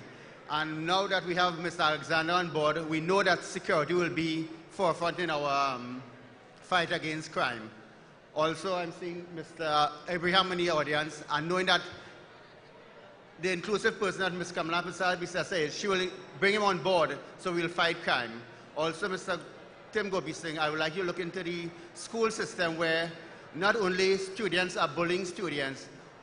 I had an instance where my grandson was being bullied by a teacher. So all these things we have to look into to make Trinidad better. Thank you very much. Next person, please state your name and your area. The Honorable Leader of the Opposition, Kamala Prasad Bisesa, present and former members of Parliament. My name is Ravi Randy Rampasad. I am part of the business community in the Kunupi area. Last year, at the Joint Select Committee, a question was posed to the former COP, Mrs. Herwood Christopher, and she indicated that there were 25,000 pending FUL applications before her. When she was asked by, I can't remember the name of the member that posed the question to her, how many of those applications you would have approved? And she said a little over 100. That is less than 1%. Less than 1%. That is not even 0.5%. My first question to you is that upon assuming office in the first 60 days, will you restructure, realign, or reorganize the FUL section so that businessmen can protect their families, businessmen can protect their properties? My second question to you is crime. We have in this country spiraling murder rates, the highest murder rates, 600 plus murders. Upon assuming office, will you consider resuming hangings in this country? Thank you. Thank you very much for your questions. And certainly we will give consideration to the suggestions you've made, the questions. Because there are so many persons who want to speak, I will ask you to go up on the website. We have already spoken about giving legal firearms to law-abiding citizens. So yes, we are on the same pathway. And on the other issue, it is something that a former UNC government, we had put it into place, but the then PNM never supported us. So it's something that we can once again consider. Thank you very much. Next person, please. Pleasant good night to each and everyone here this evening. My name is Ishwar Rupchan, an entrepreneur from Endeavour Sugar Owners. Well, there's a lot of issues, and we can't say all here tonight. All protocols observed. The Honorable Ms. Kamala Prasad Bisesa, the next Prime Minister of Trinidad and Tobago, Mr. Tim Gopi, and Mr. Roger Alexander. It's very nice to see you here, sir, and I feel a little safer now. And I will feel safer seeing you in power and handling all the necessary things that we have to do to get crime down in our country. More also, we have this little environment called Endeavour where it was the most peaceful place you could have ever lived. Never close your doors. Born and grew up in Endeavour, you never even think about closing your doors. Now, the more padlock you could ever find in this country, you have to padlock. You have to enclose at each and every area you have to lock down, you know. So what we have is a spiral and effect of crime in our community. It's all based on a lot of things, but you know, we can't mention all so much tonight. It's high unemployment, you know, the extortion, the kidnapping, house invasion. You know, it's been there so long, you know, so thank you very much for this little time, and I hope that UNC win. Oh, they will win. And when UNC win, we all win. We all will win. Thank you very much.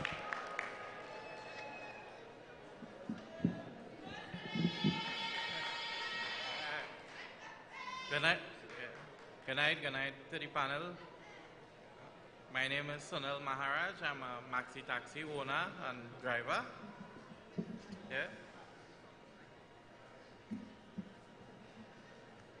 We stand here today grappling the far-reaching consequences of crime, a scourge that touches every corner of our society. One industry profoundly affected by our maxi our maxi taxi service, a lifeline of countless constituents seeking safe and reliable transportation. Crime not only threatens the physical safety of our drivers and passengers, but also undermines trust and confidence in this essential service. The fear of robbery, violence, and even loss of life. Just a couple of years ago, a young maxi driver, Stephen Joseph, was plying for hire on the Southern Main Road Enterprise, where he was murdered. Passengers, too, are left apprehensive, questioning their safety during the rides. Beyond human cost, rampant crime is disrupting livelihoods, creating financial instability for hard-working drivers who are forced to spend money on security measures and recover from losses, from being robbed and so on.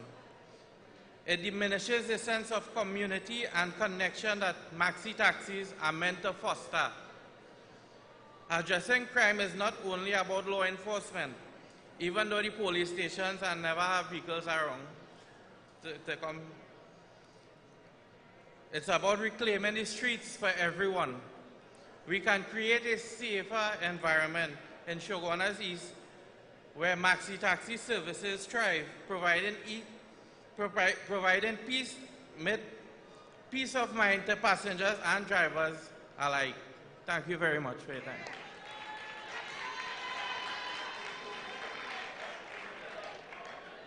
Good day, everyone. My name is Andrew Musio. I'm 26 years old. On behalf of all the... Good day, everyone. My name is Andrew Musio. I'm 26 years old. And on behalf of all the young people here, I would like to thank you all for your expert leadership and just educating us on crime and what we need to do in the community. Now, as a young person, I believe that there are many young people who are not involved in politics. They don't see the necessity behind it, and they don't understand the importance of speaking their mind, reading, writing, and understanding life at an economic level. And what I want to say as well is that I have been a resident of Shogunas for most of my life. I was born and raised in Enable 500, and I now reside in Longdonville. And I have lived in 8 different communities around Trinidad and Tobago. And what I must say is that I feel very safe in Shogunas. And a lot of this have to do with our MP, Vandana Mohit, as well as,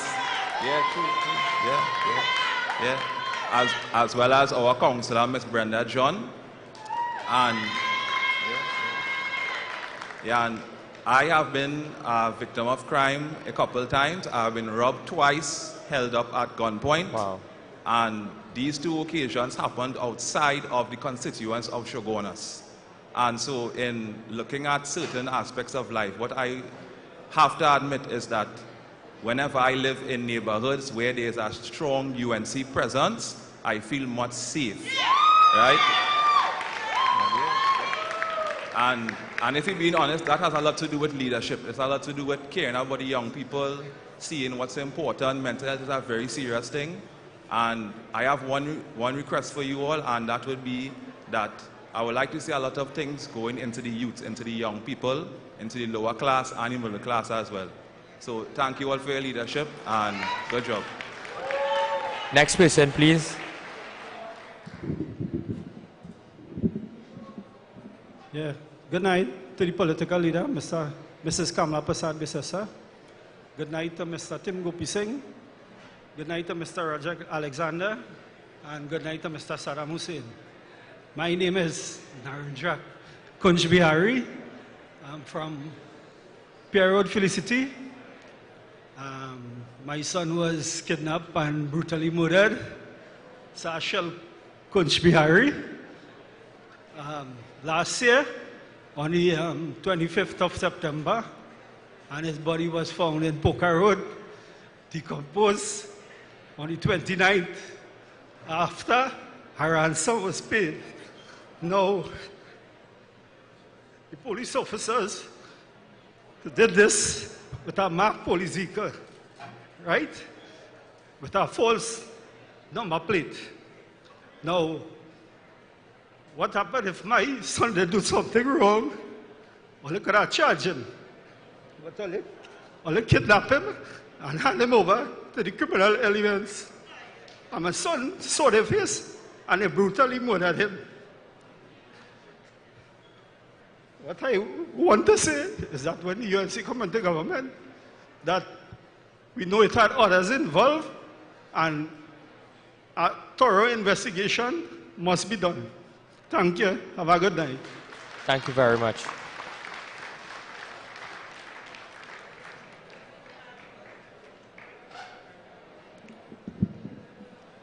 The Honorable Kamala Prasad Bisesa, the next Prime Minister of the Republic of Trinidad and Tobago, members of the panel, my name is Ahmad Ali. I am from the constituency of Tunapuna. So Tunapuna is in the house. And I am here, for those who do not know Tunapuna, the constituency of Tunapuna runs, I try to give you a basic thing. From the St. Joseph River Bridge to the Cora River Bridge, bounded by the Eastern Main Road, onto the foothills of Maracas. We have a proliferation of gangs in Tunapuna. That leads, in fact, that spells criminality, it spells crime. I think God has listened to us by giving us a representative like Mr. Alexander. And we are going to make sure on April the 29th, he is placed as a member of Parliament. Sir, in your order of priority, what is first for Tunapuna in terms of crime? You need for me to answer right away? Well, you can give me in a nutshell. First of all, my approach must be citizen-centered, protection-driven, and a safety apparatus to ensure that everyone is properly taken care of. That is my intention. Because I took a walk to the constituency and I see the need for that intervention, not just a proactive one, but one that could be sustainable over a long period of time. Too many times I have seen from my conversation with persons in the area, things happen today and tomorrow it is forgotten. Well, yeah? That answers the question. Thanks very much. You're welcome. And good night to all. And just for housekeeping, this will be our last person from the floor. Good evening all. I am Kerry Sumi Sarai, I am from the constituency of Tunapuna. Welcome, Mr. Alexander. Thank you. My home faced an invasion of criminals on the 27th of May, 2022. My eldest daughter was brutalized with a hammer. She had a deep laceration on her upper lip and a hematoma. My second daughter was held hostage in her bedroom. And the door to my bedroom was broken down by a criminal and accosted my wife. My family have been traumatized beyond belief by that incident. Up to today, they feel insecure. We have imprisoned ourselves in our home. And although the police service, I must commend them, responded in a timely manner, over the years, the case has gone cold. So while we call for resources for the police service, I agree. I am also the former director of the Secretariat of the Police Service Commission. So I'm very well familiar with the operations of the police service. But I want to ask, Madam Incoming Prime Minister, when the coalition government gets into power, will you consider revisiting the multi-sectoral team report that was completed in 2013 that provided for the reformation of the Police Service Commission and removing it from under the foot of the Service Commission's department, which in 2014 made a strategic move to regain control of the Commission's Secretariat. And to date, the Secretariat has been reduced. It has not been provided with the technical competence to enable the Commission to do its work.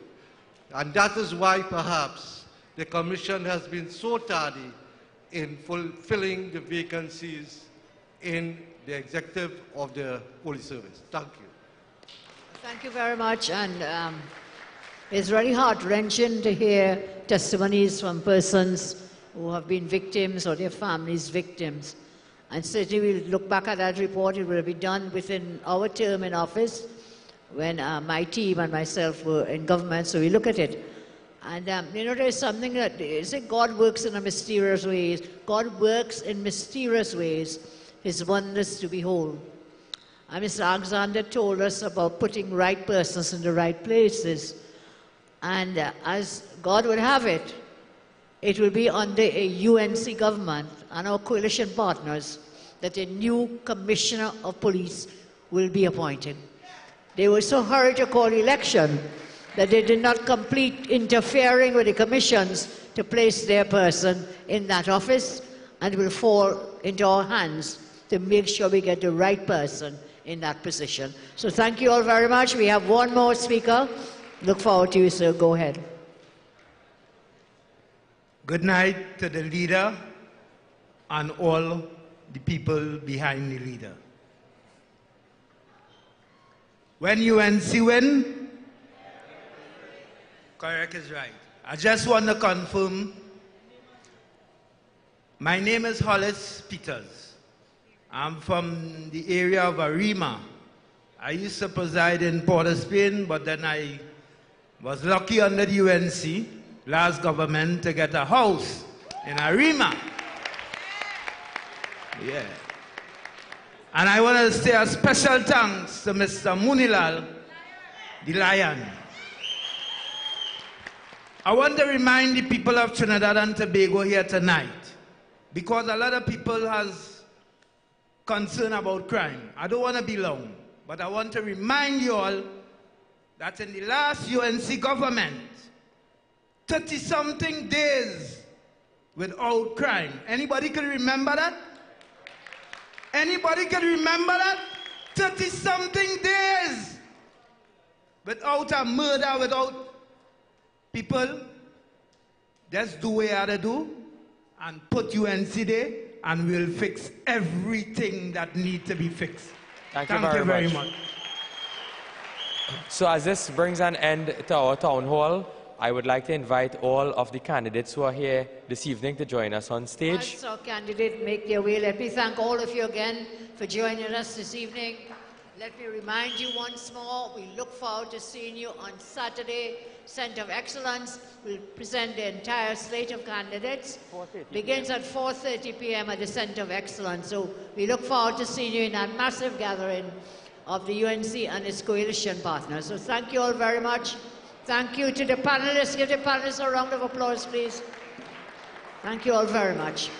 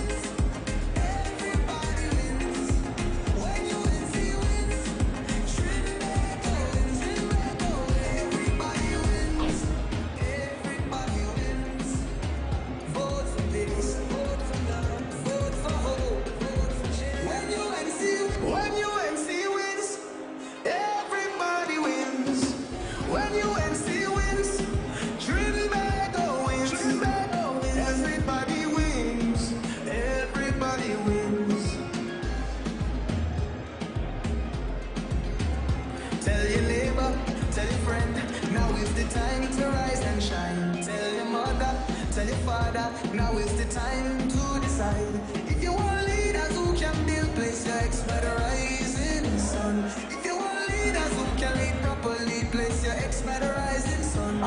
election day, vote UNC. One love, one team, one hope, one dream. On election day, vote UNC. One love, one team, one hope, one dream. When UNC wins, everybody wins. When UNC wins, Trinbago wins. Everybody wins. Everybody wins. Vote for peace. Vote for love. Vote for hope. Vote for change. When UNC wins, everybody wins. When UNC wins, Trinbago wins. Everybody wins. Everybody wins.